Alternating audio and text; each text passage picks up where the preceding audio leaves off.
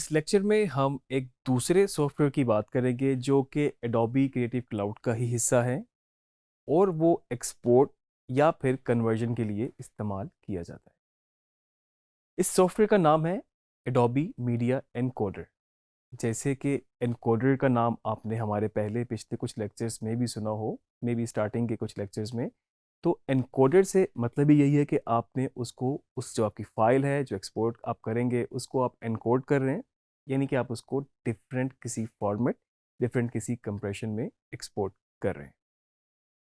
Encoder के बहुत सारे फ़ायदे हैं। मैं आपको दो तीन जो इसके मेन पॉइंट्स हैं वो मैं आपको बता देता हूँ। एक तो सबसे पहली चीज़ ये है कि अगर आप प्रीमियर में एडिट कर रहे हैं, आपने एक सीक्वेंस रेडी कर लिया है और आप चाहते हैं कि आप फर्दर दूसरे सीक्वेंस पे काम स्टार्ट कर दें और साथ साथ अपना पहला फाइनल किया हुआ सीक्वेंस आप एक्सपोर्ट भी कर लें, तो आप एनकोडर की मदद से उसको एनकोडर पे एक्सपोर्ट लगा के प्रीमियर में दोबारा काम कर सकते हैं।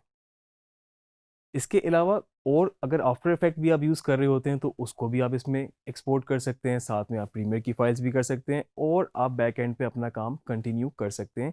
लेकिन उसके लिए ज़रूरी है कि आपका सिस्टम जो हो वो काफ़ी बेहतर हो और उसकी सारी प्रोसेसिंग स्पीड, रैम, वीजीए वगैरह सारा कंबाइनली बहुत ज़्यादा बेहतरीन तरीके से हो, जिसको इसका इम्पैक्ट आपके काम पे ना पड़े। एक और फ़ायदा इसका ये भी हो सकता है कि आपने अपना सारा काम रेडी कर लिया, आपके पास मल्टीपल फाइल्स हैं, आपने एक साथ ही इनको एनकोडर में डाला और आपने उनको सेटिंग्स दे के, जहाँ पर पाथ दे के, जहाँ पर आपने एक्सपोर्ट करना है और आपने उसको एक्सपोर्ट पे लगाया। आपको बारी-बारी अपनी फाइल्स को एक्सपोर्ट करने की या फिर ऐड करने की ज़रूरत नहीं है। एक ही दफ़ा आप फाइल ऐड करके आप उसको एक्सपोर्ट पे लगा के छोड़ सकते हैं और बैक एंड पे वो खुद ही काम करेगा, सारी फाइल्स एक्सपोर्ट कर देगा। फर्दर आप चाहें तो इसमें अपनी फाइल्स को कन्वर्ट भी कर सकते हैं।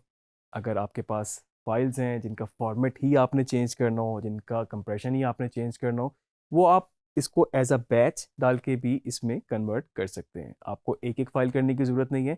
आप एक प्रॉपर लिस्ट डालेंगे, आप उसको पाथ देंगे, आप उसको सेटिंग देंगे और एक क्लिक पे ये सारी फाइल्स को कन्वर्ट कर देगा।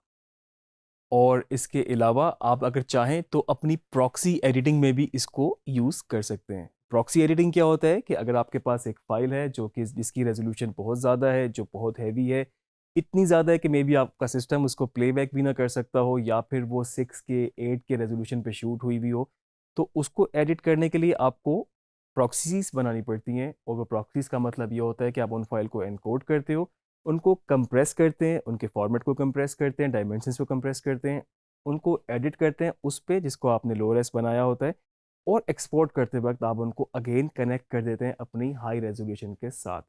तो आपके एडिट का जो वर्क फ्लो होता है वो बिल्कुल स्मूथ रहता है, क्योंकि आपके पास फाइल्स जो उस वक्त वर्किंग में होती हैं वो कन्वर्टेड फाइल होती हैं, हैवी नहीं होती। तो मीडिया एनकोडर आपको प्रॉक्सी बनाने में भी हेल्प आउट करता है। प्रॉक्सी आप अगर देख सकते हैं प्रीमियर के थ्रू भी आप एक्सपोर्ट करेंगे तो एनकोडर में जाके इसकी वो प्रॉक्सी क्रिएट करेगा। मेरा ख्याल से मैंने आपको बहुत ज़्यादा ऑप्शंस, बहुत ज़्यादा फीचर्स बता दिए हैं। अब मेरा ख्याल से वक्त है कि इसको मैं आपको प्रैक्टिकली करके दिखाऊं।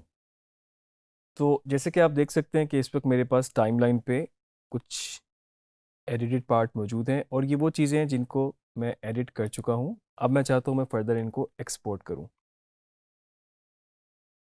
अगर मेरे पास ये तीन वर्जन्स रेडी हुए हैं इस वक्त, जो कि एक ये है, एक ये है और एक ये है, मैं इन तीनों को चाहूँ तो एनकोडर पे बैच की सूरत में एक्सपोर्ट कर सकता हूँ। बैच से मेरा मुराद ये है कि वो एक लिस्ट की सूरत में इनको अपने पास टाइमलाइन से ही उठा के अपने पास रेंडर कर देगा, उसको एक्सपोर्ट कर देगा। मैंने इन आउट लगा लिया है। जो पहली फाइल जो मैं इसमें ऐड करना चाहता हूँ, मैं यहाँ से अपने एक्सपोर्ट में जाऊँगा, एक्सपोर्ट मीडिया, सेम ऑप्शन जिस तरह जो हम नॉर्मल एक्सपोर्ट के लिए यूज़ करते हैं।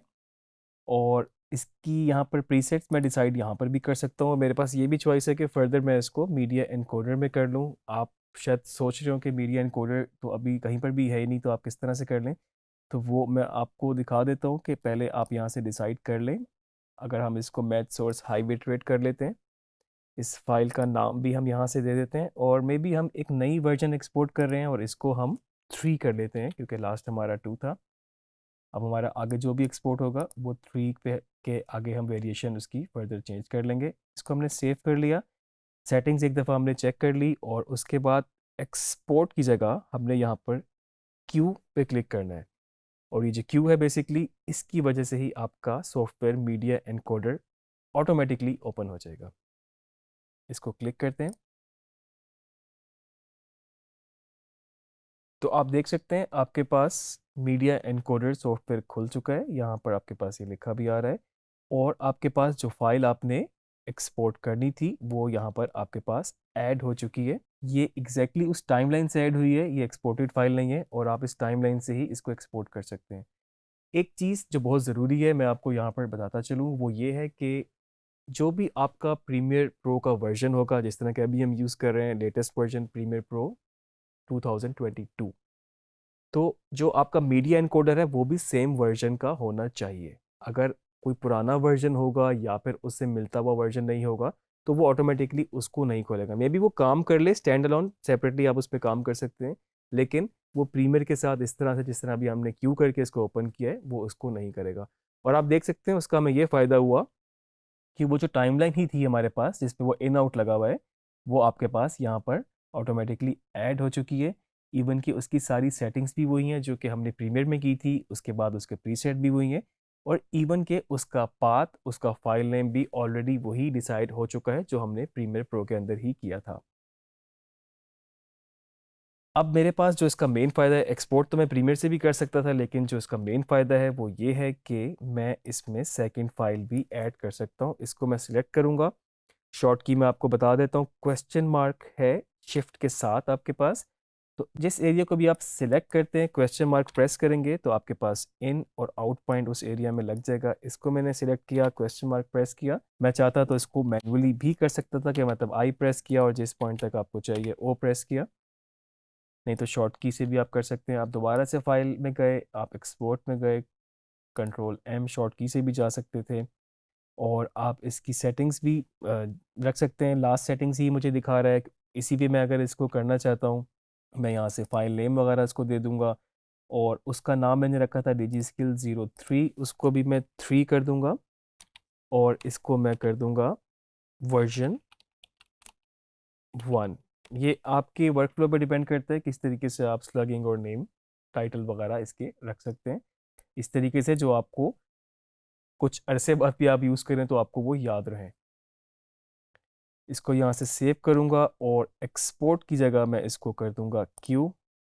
ऑटोमेटिकली मीडिया एनकोडर में गया और यहाँ पर मेरे पास सेकंड फाइल भी ऐड हो गई। सेम नाम, सेम सेटिंग, सब कुछ प्रीसेट्स फॉर्मेट वगैरह बिल्कुल सेम है। और यहाँ पर आपके पास जो डिजिस्किल 01 लिखा आ रहा है ये बेसिकली आपका जो प्रीमियर है इसके सीक्वेंस, इसकी टाइमलाइन का जो नाम है ये वो आपको शो कर रहा है। मैं तीसरी वीडियो भी ऐड कर लेता हूँ, क्वेश्चन मार्क प्रेस किया, सिलेक्ट करके एक्सपोर्ट में गया और एक्सपोर्ट मीडिया, सेम सेटिंग्स में रखना चाहता हूँ कि वो डिफरेंट वेरिएशन है मेरे पास। सब कुछ अगर मैं चेंज करना चाहता हूँ मैं यहाँ से चेंज कर सकता हूँ। मिसाल के तौर पे अगर मुझे इसको 720 करना था या 480 करना था मैं यहाँ से इसको चेंज कर सकता हूँ। और अगर यहाँ से मैंने इसको चेंज नहीं भी किया, हाई बिट रेट रखता हूँ और यहाँ से क्यू करने के बाद जब वो मीडिया एनकोडर में चला जाएगा तो मेरे पास अभी भी चॉइस है कि मैं इसको यहाँ से वही सारे फॉर्मेट्स, वही सारी चीज़ें जो प्रीमियर में थी यहाँ पर भी शो हो रही हैं और फर्दर उसके प्रीसेट्स यहाँ से भी चाहूँ तो चेंज कर सकता हूँ। अगर मैं इसको मोबाइल डिवाइस 720p या 480p करना चाहता था तो मैं इसको यहाँ से भी चेंज कर सकता हूँ। आप देख सकते हैं इस वक्त आपके पास 3 फाइल टाइमलाइन से ही डायरेक्टली इसमें ऐड हो गई है। नाम इसका हम चेंज करना भूल गए हैं, इस फाइल का हम नाम रख सकते हैं डिजिस्किल 03 से हमारा चल रहा है तो हमने इसको 03 किया और साथ में वर्जन 02 कर दिया, पहले 1 रखा था। अभी आपको यहाँ पे शो नहीं होंगी क्योंकि अभी तक हमने इनको एक्सपोर्ट किया नहीं है, हमने सिर्फ इनको क्यू किया है। यहाँ पर हम सेव कर लें, इसका नाम आपके पास यहाँ पर आ रहे हैं डिजिस्किल 3, डिजिस्किल वर्जन 1 और ये आपके पास वर्जन 2। यहाँ पर आपके पास एक छोटा सा ये ग्रीन कलर का प्ले का बटन है और इसमें लिखा भी आ रहा है स्टार्ट क्यू। अब मैं इसको प्रेस करूँगा तो आप देख सकते हैं कि इसने यहाँ पर इस पे काम करना शुरू कर दिया है।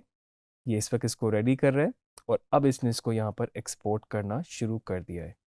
ये ऑटोमेटिकली इस क्लिप के बाद नेक्स्ट के पे आ जाएगा और उसके बाद फिर उसके नेक्स्ट पे आ जाएगा और फर्दर आपके पास जितनी भी चीज़ें यहाँ पर ऐड होंगी तो वो उसको स्टेप बाय स्टेप एक्सपोर्ट करता रहेगा।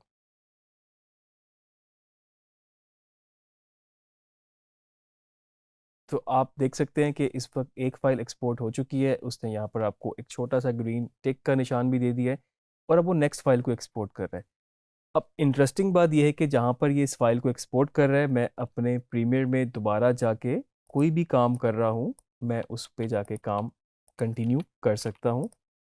मुझे कोई एडिट में चेंजेस करनी थी, मुझे कोई नया वर्जन बनाना था या फिर किसी भी काम को कंटिन्यू करना था, तो मैं उसको यहाँ पर दोबारा से काम कर सकता हूँ।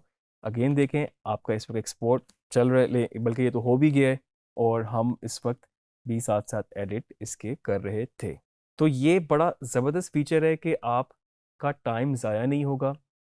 अभी हमने छोटी सी फाइल एक्सपोर्ट की थी, ड्यूरेशन में भी कम थी और उसके आगे जो वर्जन थे वो उससे भी छोटे थे, तो इसने बड़ा क्विकली एक्सपोर्ट कर दिया। नॉर्मली जब आपके पास इफ़ेक्ट्स लगते जाते हैं, कलर ग्रेडिंग लगती जाती है, इसके अलावा और भी कुछ चीज़ें, टेक्स्ट वगैरह ऐड होते हैं, तो आपका एक्सपोर्टिंग टाइम भी बढ़ता जाता है।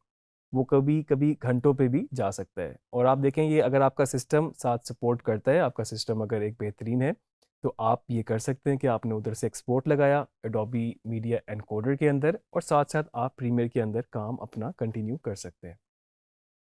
इसके अलावा आप मीडिया एनकोडर में टाइमलाइन से एक्सपोर्ट करने के अलावा अगर आप वैसे भी किसी फाइल्स को एनकोड करना चाहते हैं या कन्वर्ट करना चाहते हैं डिफरेंट किसी भी फॉर्मेट में, तो आप यहाँ से उन फाइल की सोर्स में जाएंगे और आप जिस तरह आपके पास ये वीडियो है, अब आप देखेंगे आपके पास क्यू हो गया है, सब पे टिक लग गया है, आप इसको यहाँ से डिलीट कर सकते हैं। सिलेक्ट करें, ये आपसे पूछेगा, एक दफ़ा वार्निंग देगा, इसको हम यस करेंगे और उसके बाद किसी भी क्लिप को आपने फर्दर कन्वर्ट करना हो, आप उसको यहाँ से उसकी सोर्स यहाँ से आपको मिल जाएगी जहाँ पर वो फाइल पड़ी हुई है। ये सेपरेटली वीडियो फाइल्स हैं और मैं इनको यहाँ पर अपने क्यू वाले फोल्डर में बिन में यहाँ पे डाल रहा हूँ।